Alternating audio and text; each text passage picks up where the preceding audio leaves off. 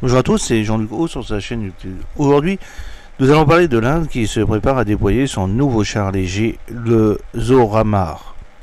Et oui, l'organisation indienne de recherche et de développement pour la défense, la DRDO, a terminé les essais de développement de son char léger de nouvelle génération, le Zorawar, et commencera les essais utilisateurs en septembre 2025, a déclaré le docteur Samir Kamat, directeur de la DRDO. Le Zorawar, développé conjointement par la DRDO et Larsen & Toubro, est conçu pour répondre aux besoins de l'armée indienne en matière de plateformes hautement mobiles et aptes au combat, adaptées aux opérations de haute altitude et en montagne. Le programme a été lancé après que l'affrontement de 2020 dans la vallée du Galwan entre l'Inde et la Chine a révélé les limites opérationnelles des chars lourds T-72 et T-90 indiens dans les régions frontalières de haute altitude. Le déploiement par la Chine de son char léger type 15 la même année a souligné la nécessité d'un équivalent indien. La conception du Zorawar privilégie la mobilité en terrain difficile. Il est propulsé par un moteur diesel Cummins de 750 chevaux produit par l'américain Cummins. Certains rapports évoquent une variante de 1000 chevaux. Ce moteur offre un rapport poids-puissance d'environ 30 chevaux par tonne, permettant des vitesses sur route allant jusqu'à 65 km/h. Le char est construit sur un châssis à chenilles de conception nouvelle, doté de 6 roues de chaque côté, de chenilles en caoutchouc et d'une suspension hydropneumatique à cylindre fixe pour une stabilité et des performances tout-terrain optimales. Il est également équipé de kits de flottaison amovible et d'un système de propulsion par jet d'eau, lui conférant des capacités amphibies avec une profondeur de passage à gué maximale de 1,5 m. Le Zorawar est équipé d'une tourelle biplace John Kirill Cockerill 3105 belge, armée d'un canon rayé haute pression de 105 mm capable de tirer des munitions perforantes, explosives et guidées.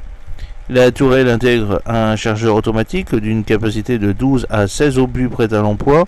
L'élévation varie de -10 à +42 degrés et la rotation est de 360 degrés.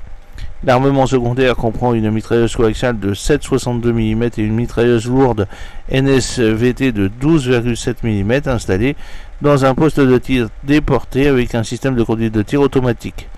Certaines configurations semblent comporter un lance-missile guidé anti-char et 2 nacelles de munitions rôdeuses pour les applications à courte portée et anti-aériennes. La conduite de tir est basée sur des systèmes français, notamment le système de visée optronique modulaire stabilisé Paseo pour le chef de char et le tireur avec une fonction de chasseur-tueur et une élévation et une rotation à 360 degrés indépendante pour le viseur du chef de char. La tourelle peut résister à des tirs de canon de 25 mm à 500 m. La caisse offre une protection contre les obus de mitrailleuse lourde de 14,5 mm. Le char peut être équipé d'un blindage supplémentaire modulaire conforme aux normes balistiques OTAN Stanag 4569 de niveau 4. Parmi les autres caractéristiques défensives, on compte un système d'alerte laser relié à des lance-grenades fumigènes polyvalents capables de déployer des obscurcissements ou des brigades des grenades à fragmentation. La DRDO a indiqué que les futures mises à niveau pourraient intégrer un système de protection active. L'armée indienne a passé une commande initiale de 59 chars Zorawar avec un plan à long terme qui pourrait porter jusqu'à 300 unités. Le déploiement complet est prévu pour 2027 avec l'objectif de former 7 régiments de chars légers, chacun équipé de 45 véhicules.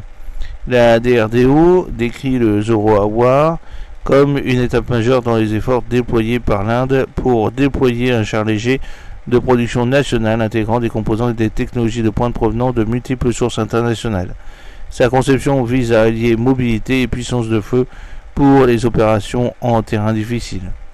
J'espère que cette petite vidéo vous a plu. N'oubliez pas de cliquer sur le pouce pour la promouvoir, de vous abonner si ce n'est pas encore fait, de partager cette vidéo sur vos réseaux sociaux. A très bientôt Fidèlement, Jean-Luc Haut.